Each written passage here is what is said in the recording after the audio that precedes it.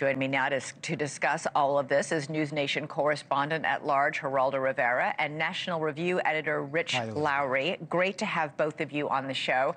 Geraldo, it seems there's a really significant shift going on right now for President Trump, who ran on getting the U.S. out of all wars and who, in his inauguration speech, pledged peace through strength. He's now calling for Iran's unconditional surrender and saying "we" when describing Israel's strikes on Iran, and facing real pressure to commit the U.S. military to wipe out Iran's nukes. It just seems to me, Elizabeth, that I've seen you and Rich, it seems to me that, Tulsi Gabbard, the director of national intelligence, has been absolutely shunted to the wayside. She's not being listened to. She's not reflecting President Trump's initial skepticism about this war. President Trump, everybody has to, unless he's the greatest actor in the world, and I've known him as a reality TV star, but not as an actor. He wanted to negotiate with Iran to give the world access to the nuclear sites. And instead, Bibi Netanyahu and Israel declared this war or launched this undeclared war. They wiped out, it reminds me of the Six-Day War, they wiped out Iran's self-defense capabilities. Iran is essentially defenseless right now. That traffic jam leaving Tehran is an indication. President Trump said you better evacuate, and the Iranian people are trying to evacuate their own capital of 10 million people. Yeah. It is extraordinary, and it just seems that President Trump has been drawn in by the Israelis, and he went from skepticism to threatening, and now I wouldn't be surprised at all, Elizabeth, if you don't see American refueling tankers in the air helping Israel carry out this merciless attack. Okay. They have pulverized Iran. Rich, the real question here, why would you have Israel go and do all this and only to get to another negotiated agreement? Like, why would anybody trust Iran at this point?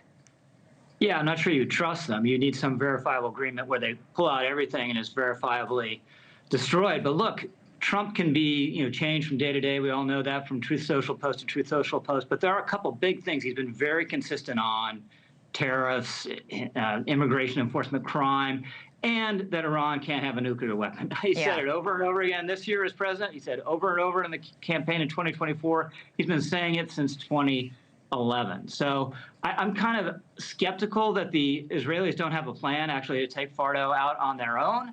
But if they can't, I think it has to be very tempting. No military operation is without risk, but this is as close as you get, given all that the Israelis have done to prepare the ground for a strike that would really bring an end to the Iranian nuclear program. And Rich, you talked about that consistency about Trump always saying no nukes for Iran. J.D. Vance, who is basically an avatar for the America First wing of the GOP, put out a lengthy post today saying that Trump, quote, may decide he needs to take further action to end Iranian enrichment. That decision lies with President Trump. I assure you he is only interested in using the American military to accomplish the American people's goals. It sounds like even J.D. Vance, who was like, no military, don't get involved, no wars anywhere.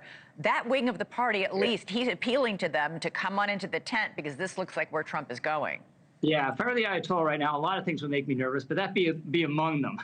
That's a sign of where the administration might be headed. Right. Look, there's pressure on the right over this, but at the end of the day, Trump runs the Trump administration, Trump runs MAGA, and any fight between Trump and some influencer who supports him, Trump is going to win.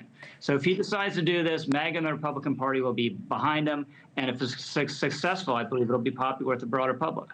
Geraldo, would President Trump need congressional approval to launch such an attack? I mean, we know that there was a lot of action going on today on Capitol Hill with lawmakers, even one Republican lawmaker saying, you got to come to us and get our approval first before you do that. Do you think he thinks he needs their approval? And do you think he would get it if he went there? I think President Trump would rather ask for forgiveness from Congress than ask permission from Congress. I think that he will do what he wants to do. You mentioned something, Elizabeth, earlier that I think needs repeating, and I think Tulsi Gabbard would agree. She toured Hiroshima, the Japanese city destroyed by a nuclear weapon. What about Chernobyl? I mean, what happens if you hit a bunker buster, you blow up the mountain, and you all of a sudden you let loose the dogs of radiation? And then you're the world's the scourge of the world rather than the hero of the free world.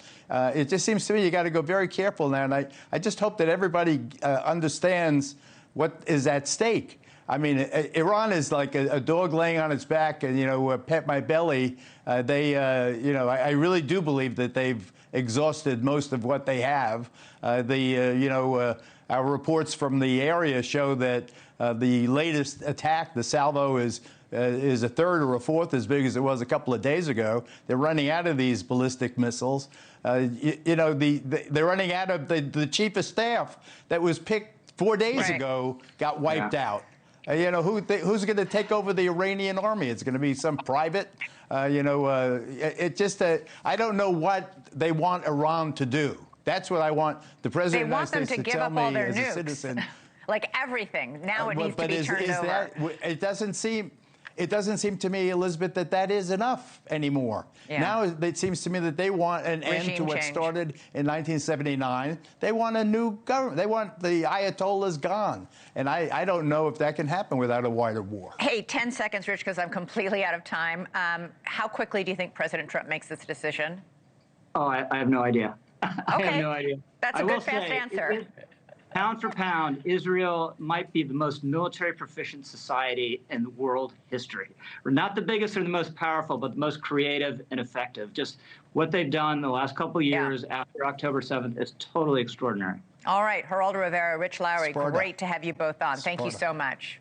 Thank you for watching. Subscribe below and download our NewsNation app right now on your phone, and you will get fact-based, unbiased news for all Americans.